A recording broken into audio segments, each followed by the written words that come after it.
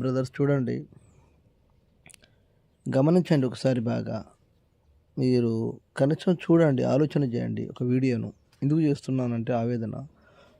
భూమి ఉన్న ప్రతి ఒక్కరికి గవర్నమెంట్ నుంచి సబ్సిడీ వస్తుంది, సంక్షేమ పథకాలు వర్తిస్తాయి.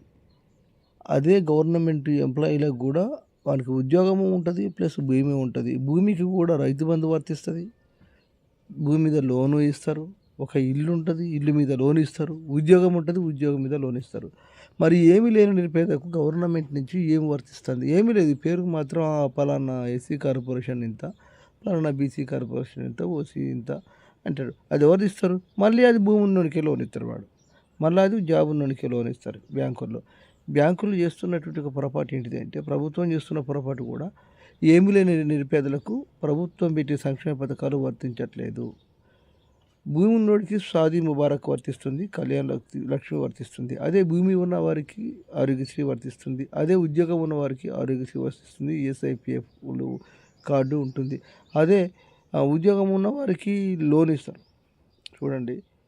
అదే భూమి ఉన్న వారికి ఈ ప్రతి సంక్షేమ పథకం, షాదీ ముబారకు, రైతు బీమా, రైతు బంధు, రైతు గిట్టుబాటు ధర. మరి ఏమీ లేని కూలీడికి గవర్నమెంట్ ఏమిస్తుంది? ఏమీ లేని నిరుపేదకు ఏమిస్తుంది? అన్ని వర్గాలు ఉన్నారు, అన్ని కులాలలో అన్ని వర్గాలలో భూమి లేని నిరుపేదలు ఉన్నారు. వారికి న్యాయం జరగట్లేదు. దీన్ని గమనించాలి. అనేకసార్లు వీడియోలు చేస్తున్నాను, ఫోన్లు కూడా చేసి చాలామందికి చెప్తున్నాను, స్పందించట్లేదు. ఒక మండలం నుండి భూమి లేని నిరుపేదలందరూ ఒకటి కావాలి అంటే, ఎవడో ఒక అరెకరం ఉన్నోడు, 10 గుంటలు ఉన్నోడు కొంచెం పొలిటికల్ చేసి రానులందరినీ తొక్కి పడతా ఉంటారు. 10 ఎకరాలు ఉన్నాడు పొలిటికల్ లీడర్ అనుకో, భూమి లేనుండి రానియాడు, వాని మాటలే వింటారు వీళ్ళు కూడా. అట్లా కాకుండా దయచేసి గమనించండి, భూమి ఉన్న వారికి మాత్రమే అన్ని ప్రభుత్వ సంక్షేమ పథకాలు వర్తిస్తున్నాయి. అదేవిధంగా ఉద్యోగం ఉన్నవారికి ఉద్యోగం నుంచి లబ్ధి ఉంటుంది, మనకి దిగిపోతే పెంచినే ఉంటుంది. అటు భూమి కొంటాడు, భూమికి రైతు బంధు వస్తుంది, రైతు బీమా వస్తుంది, రైతుకు గిట్టుబాటు ధర వస్తుంది, ఎరువులు సంక్షేమ పథకం. అదే భూమి మీద ట్రాక్టర్ ఇస్తాడు, ట్రాక్టర్ సబ్సిడీ ఇస్తాడు. ఉద్యోగం మీద కారు ఇస్తాడు, కారుకు సబ్సిడీ ఇస్తుంది గవర్నమెంట్. ఏంది ఇది? గమనించాలి మీరు బాగా. నేను చేసేది ప్రతి వీడియో గమనించండి ప్రజలందరూ కూడా. దయచేసి ఏం చెప్తున్నానంటే, ప్రతిదీ కూడా ఉన్న వారికి గవర్నమెంట్ లోన్ ఇస్తున్నాయి, లేని వారికి ఎందుకు ఇవ్వట్లేదు? లేనోడు పోతే గేట్ బయట నిలబెడతారు బ్యాంకులు. నీకేముంది, ఏం చూసి ఇవ్వాలి? మరి ఉన్నోడికే ఇస్తాను, నిరుపేదకి ఏమి ఇస్తాను? నిరుపేద ఎప్పుడు డెవలప్ అవుతాడు? స్వాతంత్రం వచ్చి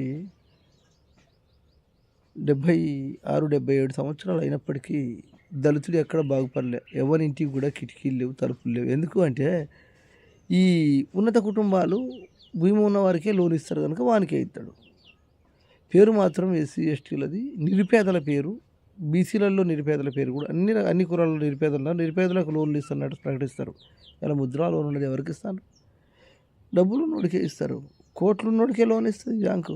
గమనించండి, భూమి లేని నిరుపేదలందరూ రాష్ట్ర వ్యాప్తంగా ఒకటైనప్పుడే భూమి లేని నిరుపేదకు న్యాయం జరుగుతుంది. అన్ని కులాల వారు భూమి లేని నిరుపేదలు రాష్ట్ర వ్యాప్తంగా ఒకటైనప్పుడు మాత్రమే న్యాయం జరుగుతుంది. దీని మీద దళిత మేధావులారా, ధనిక మేధావులు ఉన్నారు, దళిత మేధావులు ఉన్నారు, భూమి లేని వారు అన్ని వర్గాలలో ఉన్నారు. కొంచెం తెలివి కలిగిన వారు ఉద్యమం స్టార్ట్ చేయండి. నమస్తే.